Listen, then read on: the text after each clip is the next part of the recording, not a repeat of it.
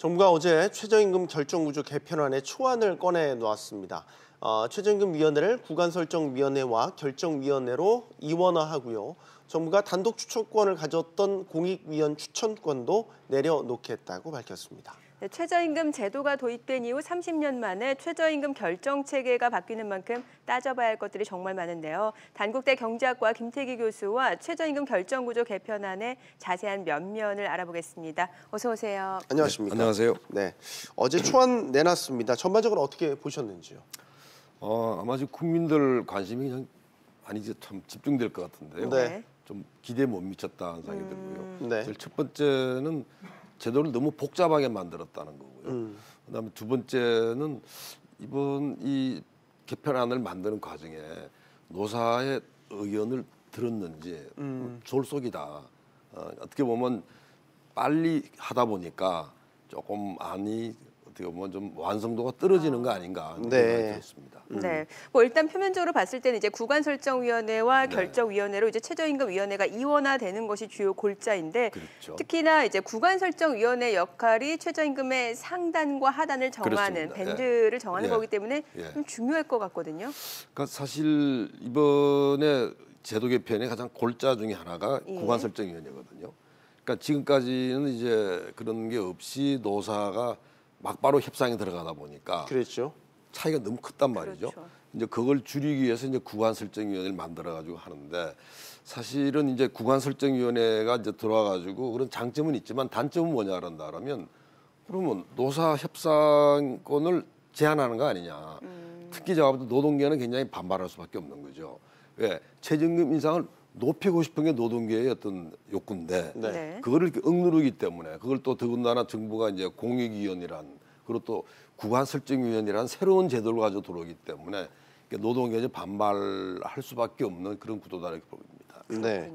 자, 지금 구간설정위원회 전문가 위원이죠. 전문가 그룹이라고 하는데 이 9명이 최저임금의 구간을 결정한다. 즉 상단과 하단을 결정해서 일정의 폭을 결정한다라는 거죠. 여기서 이제 각각 노사가 직접 추천을 하거나 예를 들어 노사 단체의 의견을 들어서 전문가 위원을 구성한다라는 얘기도 나왔습니다. 문제는 이제 배제권, 배제권을 고려 중에 있다라는 게 지금 또 논란이죠.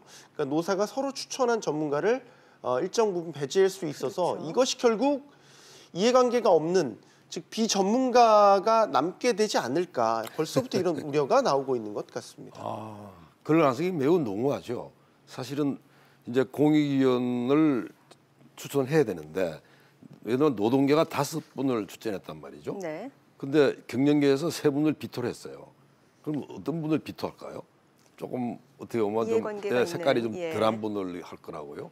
경영계 또 마찬가지입니다. 그렇겠죠. 그럼 결국 노 2분, 그다음에 사 2명, 그다음에 정부 5명 이렇게 된단 말이죠. 노사 4명이고요. 정부 5명 이렇게 정하는데, 사실은 제가 볼 때는 이 정부에 임명한 그 공익위원들 주도해가지고 실장 짤 수밖에 없어요. 그러니까 그건 이미 답은 나와 있는 거거든요. 그러니까 정부가 이제 뭐 비토권 이야기를 하지만 사실은 9명 중에 5명이 정부가 임명한 거라는다면 정부 안대로 갈 겁니다. 근데 오히려 노사의 어떤 막 비토하는 이런 부분은요, 제가 볼 때는 뭐 필요는 할 수 있지만, 그러나 공익위원이 그래도 이 권위가 있어야 되거든요. 네네. 아니, 자기 소신도 있고 실력도 있어야 되는데, 문제는 그 공익위원이 노사위원들보다 오히려 더 몰라요. 그럴 가능성이 매우 더 크다 봅니다. 사실은 노사위원들 경우는 이 최저임금에 대해서 계속 연구를 하고 현장 이야기를 계속 듣고 있기 때문에요, 굉장히 예리하게 보거든요. 근데 공익위원들이 뭐 정말 뭐 말이 그냥 공익이지 사실은 내용을 잘 모른다 그러면 아마 구간설정위원회의 어떤 권위도 좀 흔들리지 않을까, 이런 걱정이 됩니다. 그럼 결국에는 노측과 사측의 의견이 적절히 반영이 될 수 있는 그런 전문가 위원으로 구성이 돼야 된다라는 건데, 어떤 식의 원칙과 기준이 저는 필요하다고 이런 생각이 보세요? 들어요. 일단 지금 구간설정위원회를 구태여 만들겠다면 저는 사실 개인적으로는 반대거든요. 예. 그러니까 원래 최저임금위원회의 공익위원이 그 역할을 했으면 되는 거예요. 근데 이걸 별도로 위원회를 막 만드는 거는 어떻게 본다라면 지금 최저임금 1만 원 해가지고 막 공약 나오고 지금 막 부작용이 크지 않습니까? 네. 근데 그 문제를 어떻게 보면 속도 조절할 수 있는 그런 하나의 어떻게 보면 장치로 이렇게 만들어진 것 같은데 그래서 이 구간설정위원회는 사실은 별로 마땅치는 않지만 네. 그럼에도 불구하고 구간설정이 구태한다라면 이러면 좋을 것 같아요. 구간설정위원회 위원들의 이 머리는 뭘로 잡혀 있어야 되냐라면 기본적으로 노사 단체는 우리나라에서 그래도 잘 나가는 노동자들입니다. 네. 그러니까 쉽게 말해가지고 다 노동조합에 가입돼 있고 그다음에 고임금을 대변하는 그런 근로자들이거든요. 네. 근데 사실은 최저임금이 누굽니까? 대부분 다 저임금 근로자. 그리고 또 사업체로 보게 되면 기업 중에서도 대부분 소상공인 자영업이에요. 그러네요. 그렇지 않습니까? 근데 예. 그분들이 얼마냐면 비중이 근로자 3명 중에 1명 정도가 다 최저임금에 해당이 되는 사람이고 그다음에 자영업이 우리나라 전체 25%입니다. 네. 그럼 당연히 공익위원들 경우는 대변받지 못하는 예를 들어 소상공인이냐 저임금 근로자를 대변할 수 있어야 된다는 이런 생각이 들고요. 그다음 두 번째는 지금 이 공익위원들이 명심해야 될 부분이 우리가 지금 너무나 고령화 사회가 빨라요. 그러니까 사실은 고령층에 대한 문제는 어떻게 볼 거냐. 그러니까 이것도 제가 볼 때는 이번에 공익위원들이 어떻게 보면 노사 단체가 대변하지 못하는 국가 전체의 어떤 이익을 대변하는 그런 어떤 공익위원이면 좋겠다 생각이 듭니다. 네. 근데 아주 이상적으로만 본다면요. 네. 앞서 이제 전문가 그룹이 네. 상단과 하단을 정해놓고 그거 네. 안에서 이제 결정위원회에서 결정하는 구조라면 그렇죠. 네. 이전과 같은 혼란은 좀 덜 하지 않을까. 그러니까 미리 어떻게 보면 보기가 주어진 상태에서 결정하는 구조잖아요. 그렇기 때문에 그렇죠. 만약에 말씀하신 대로 전문가 그룹이 정말로 전문가들로 잘 구성돼서 합리적인 지표와 객관적 근거를 가지고 상단과 하단을 결정한다면 결정위원회에서 결정하기가 조금 더 수월해지지 않을까 이런 생각도 이럴 해보게 것 됩니다. 같아요. 그러니까 예를 들어 가지고 경영계는 최저임금 동결, 그다음에 이제 노동계 쪽에서는 뭐 70% 인상 이런 일은 없어질 것 같아요. 그렇죠. 예. 양단으로 극단으로 이제 치닫는 그거는 이제 거는 없어질 좀 것 덜 같은데요. 하겠죠. 근데 문제는 그렇다 하더라도 지난번에도 우리 최저임금 쭉 그래왔어요. 네. 마지막 그 순간까지 0.1%라도 더 하려고 하는 것 때문에 네. 타결이 안 되는 거거든요. 그래서 이 구간 설정을 해줘가지고 약간 완충 역할을 할 수 있겠지만 그러나 최저임금 결정의 진통이 없어진다? 저는 그렇게 생각 안 합니다. 아마 이 부분 또한 계속 이 진통은 남을 거고요. 오히려 제가 볼 때는 이 구간 설정 관련돼 가지고 그게 이제 이 삽바싸움이랄까요? 네. 그게 굉장히 치열해질 거 아닌가 그런 걱정이 듭니다. 네. 자, 그럼 이번에는 결정위원회 쪽으로 좀 가보도록 네. 할게요. 그야말로 최저임금의 금액을 이제 결정하는 그렇죠. 위원회인데 네. 가장 큰 부분은 이제 그동안 정부가 가졌던 공익위원 추천권을 사실상 내려놨단 말이죠. 이 네. 부분 파장도 클 것 같거든요. 그러니까 사실 이제 정부가 뭐 내려놨다고 그래가지고 사실 저도 정말 내려놓은 줄 알았어요. 그건 네. 아니고요. 내려놓으면 안 되죠. 최저임금 결정이 정부가 총대 메고 나가야 될 문제인데 정부가 내려놓는다는 건 오히려 조금 이상한 것 같고요. 왜 이렇게 무책임하지? 근데 내용을 봤더니 뭐냐 그러면 결국은 이 공익위원들이 지금 9명을 보는데 네. 그중에 지금 5명은 이제 정부가 추천하겠다는 거예요. 그러니까 쉽게 말해가지고 이 정부 추천이 5명 있고요. 네. 그다음에 거기 아니 4명이죠. 그다음에 3명 부분을 국회에다가 주겠다는 겁니다. 지금. 근데 사실 국회 주게 되면 또 여당 몫이 있기 때문에 사실은 뭐 결정위원회조차도 마찬가지예요. 여전히. 결국은 정부가 이제 책임지고 나가는 거고 그게 정부 목에다가 국회 여당 목을 합치게 되면 과반수 이상이니까 그렇게 될 거라 보이고요. 그래서 사실 이 문제도 결국 이제 국회가 막 이제 들어오기 시작하고 뭐 그다음 정부가 이렇게 좀 빠지는 듯한 이런 모습인데 둘 다 저는 모양이 안 좋은 것 같습니다. 네. 이재갑 장관이 어제 이런 얘기를 했습니다. 공익위원을 그럼 누가 추천해 선정할 것이냐. 네.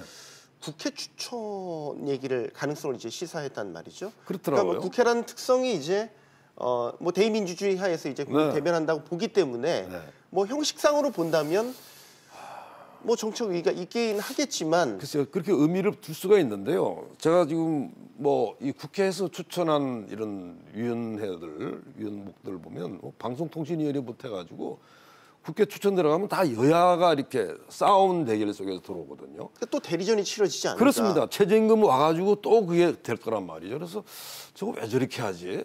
사실은 국회가 좀 필요하다고 생각을 해요. 네. 지금 우리나라 근로자들의 3분의 1 이상이 그리고 자영업이 다 이게 적용이 되기 때문에 결국 국민의 권리와 의무에 어마어마한 영향을 미치니까 국회가 필요하다고 보는데 제가 볼 때는 이렇게 될 것 같아요. 정부가 우리가 이렇게 하겠습니다 하고 그다음 국회에서 승인을 받는 이런 게 낫지. 국회 보고 인사를 추천하라 그랬을 때 제가 봤을 때는 그게 아마 이미 1라운드부터 해가지고 갈등이 시작되지 않을까. 구간 설정 이전부터 위원 선임부터 해가지고 막 난항을 하면서 야 이거 최저임금 갈등이 1년 내내 이루어지겠구나 이거 저는 걱정합니다. 네. 네. 자, 그럼 여기서요. 정부의 최저임금 결정구조 개편안 노동계 반발이 지금 거센 상황입니다. 노동계에서는 지금 이 개편안에 대해서 어떻게 보고 받아들이고 있는지 민주노총 손지승 부대변인 연결해서 이야기 나눠보겠습니다. 안녕하십니까? 안녕하세요. 예, 안녕하십니까? 예. 네. 자, 먼저 어제 발표한 정부의 최저임금 결정구조 개편안 어떻게 받아들이는지 좀 여쭤볼게요.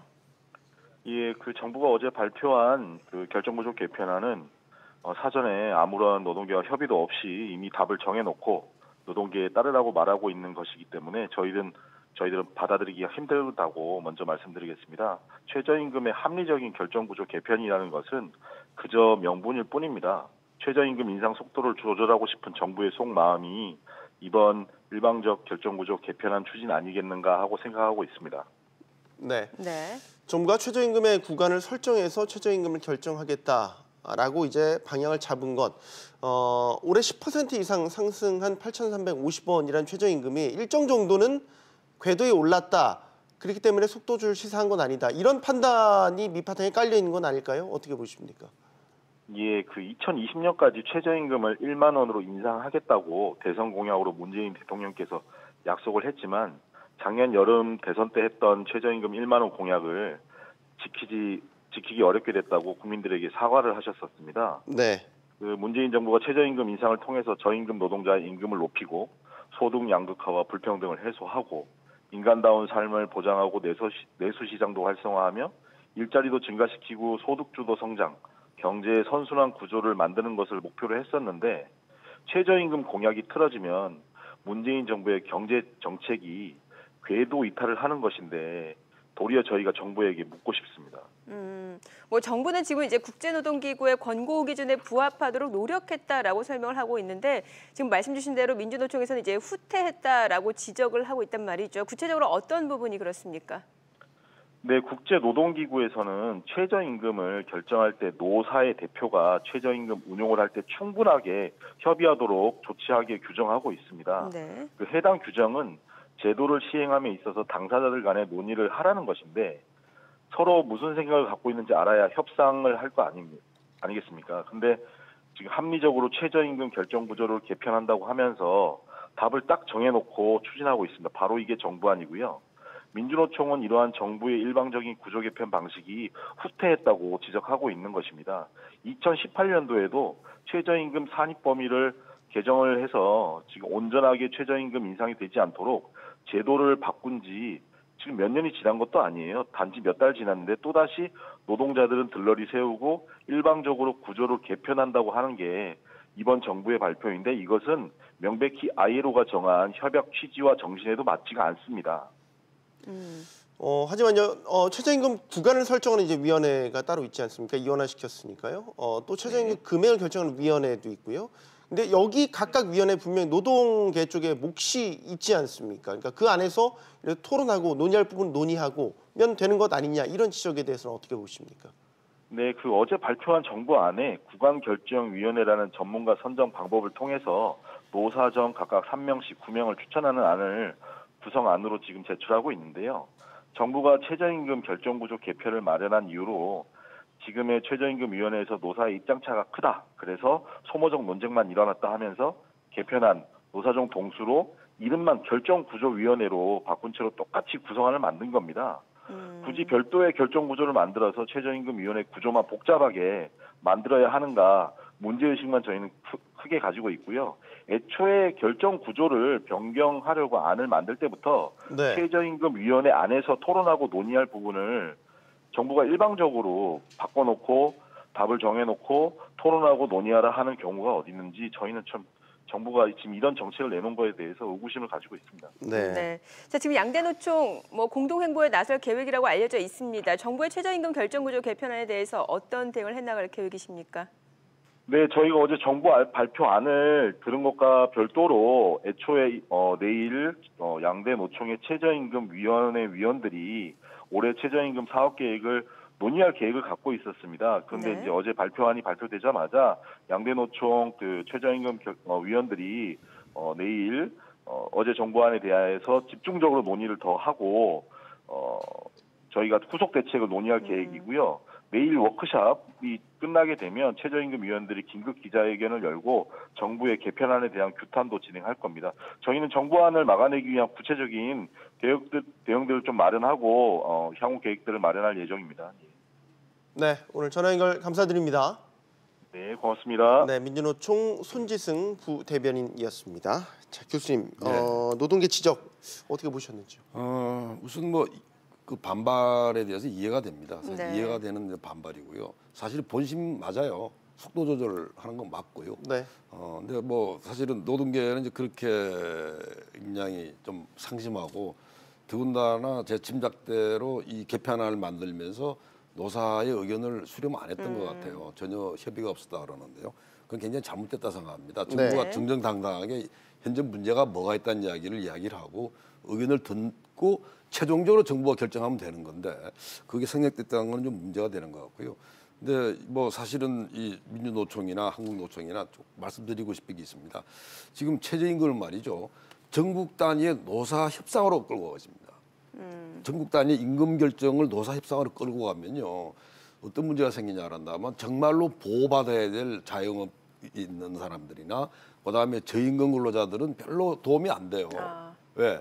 기본적으로 노사단체는 자기들이 대변하는 데는 꽤 높은 임금 사업장들이거든요. 네. 근데 그거를 이 최저임금을 가지고 전국 단위 노사 협상으로 끌고 가버리게 되면 정말로 보호받아야 될 사람들이 보호받을 수 있나요? 그래서 이 점에 있어 가지고는 조금 노사단체, 특히 이제 노동계 쪽에서 이 문제에 용단을 내려야 될 시기가 왔다. 네. 최저임금은 최저임금대로 돌려주라는 거죠. 예. 최저임금을 가지고 전체 어떤 임금을 끌어가는 이런 부분들은 과욕이다 이런 말씀드리고 싶습니다. 네. 지금 최저임금 갈등이 경제 문제를 넘어서 사회 문제로까지 확대되고 있는 그렇습니다. 양상이니까 네. 좀 여쭤볼게요. 여러 사회적 합의 과정이 남아있는 상황에서 네. 어떤 제언을 좀 해주시겠습니까? 이번에 가장 아쉬운 거는요. 최저임금 제도를 30년 만에 지금 개편하는 거 아닙니까? 그리고 그 당시에는 진짜 저임금 근로자였고요. 그다음에 노동자들 나이가 굉장히 젊었고요.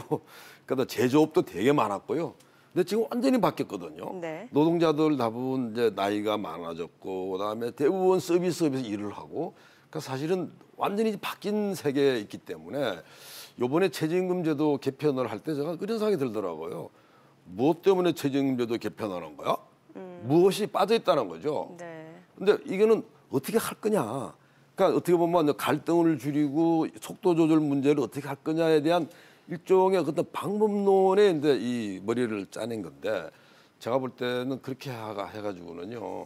지금 최저임금 문제 때문에 지금 이미 자영업이 줄줄이 무너지고 있지 않습니까? 그다음에 저소득 근로자들 소득 떨어지고 이런 문제가 발생하지 않습니까? 계속될 겁니다. 그래서 따라서 이 노동시장이 우리나라는 이중구조라 그러거든요. 네. 대기업, 중소기업, 정규직, 비정규직 그 문제. 그다음에 고령화되는 이 문제를 반드시 최저임금 제도로 답을 해야 된다. 여기에 초점을 맞추고 정부가 노사단체랑 좀 더 의견을 수렴해가지고 그걸 최종적으로 개편안을 확정하면 좋겠다. 네. 이런 생각입니다. 법과 제도라는 게 최소한이 돼야 되는데 자꾸 최대한이 되는 것 같아서 부담이 그렇습니다. 되는 것 같습니다. 네. 김태기 교수였습니다. 고맙습니다. 잘 감사합니다. 들었습니다.